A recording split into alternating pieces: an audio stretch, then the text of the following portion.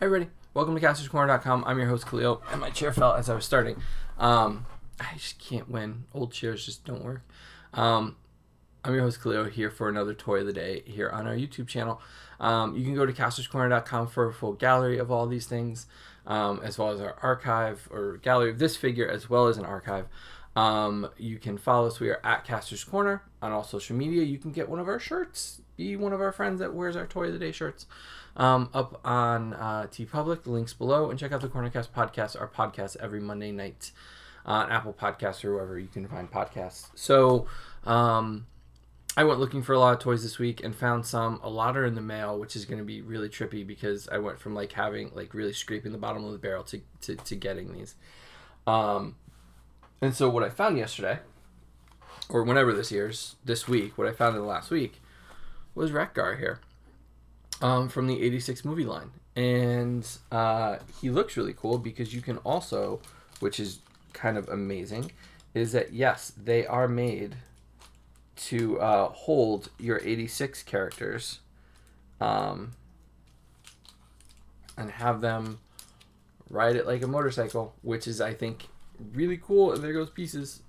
So Hot Rod here does fit on Wreck-Gar, and he can ride it like a cycle. So I'm really kind of excited to I dropped the piece. Sorry. Okay, here we go. So Wreck-Gar here, part of the 86 movie line from the Studio Series from Hasbro, has been a great addition to the line and kind of getting us more G1 accurate characters outside of Kingdom and Siege or War for Cybertron. So that's been really great. And honestly, he was really easy to transform comparatively to everybody else. Well, we'll see if I can struggle to get him back into bot mode. But this is his midsection. These are his legs are just kind of curved around. This is the torso, and his head's underneath. Right there is the controls for the cycle. So he's really bright in color. He matches the look of the 86 movie really well. Wheels that actually spin. He's got some kickstands underneath that kind of hold it in place. But if you want to rev him around and take the kickstands out, I mean, he just kind of rolls right along.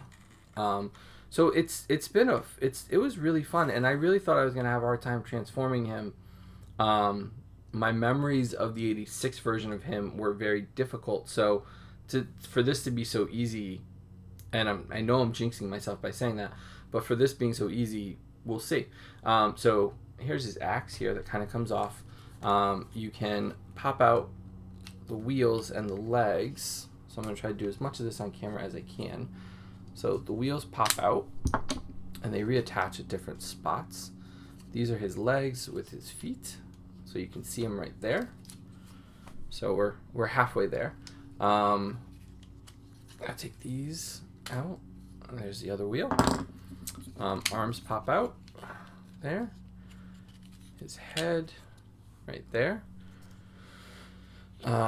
This folds in. This folds down inside. And now here's where we start to struggle. I knew I jinxed myself. I should not have said anything. No. Well, I think we're getting there. So, sorry some of it was off camera. We all don't have a little geek's father, big geek, to help us transform our Transformers. But for the most part, I think we're there. And there he is. I mean, so that wasn't too painful. The turrets here do move, which are kind of trippy. They are a very interesting place. I wonder if Joel Schumacher got his inspiration for his Batman suit there. Wreck-Gar looks really good. Looks just like his movie counterpart, which is a great way to start it. He can hold his axe.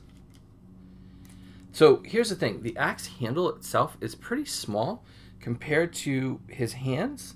So it is not a tight fit there. I'll be honest with you. It is definitely not a tight fit on the... sorry, one of the pieces came out. There we go.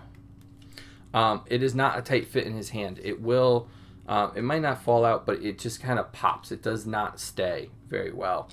Yeah, there you go. Falls right out. So I will say that I wish the handle itself was a little bit bigger, because I think it would, you might lose that piece. So the wheels themselves kind of attach at the spike points here. So they kind of just pop in. The spikes have a little bit of an indentation there, and so the wheel base there just kind of folds right in and clips. So they definitely can stay on. I'll admit, I'd have to go back to the movie and kind of see where they were on his body in the film itself, whether they were on the arms or legs or alternate here. But, I mean, they work as shields here for different points. They still spin while they're on his body, which is also cool. And just overall, you can see the heights. He is in scale with the rest of them. He is the lead, not the Deluxe, Voyager, right? Voyager class. So he is bigger. He's not leader class like the Dinobot will be. So he's at the higher price point of $29.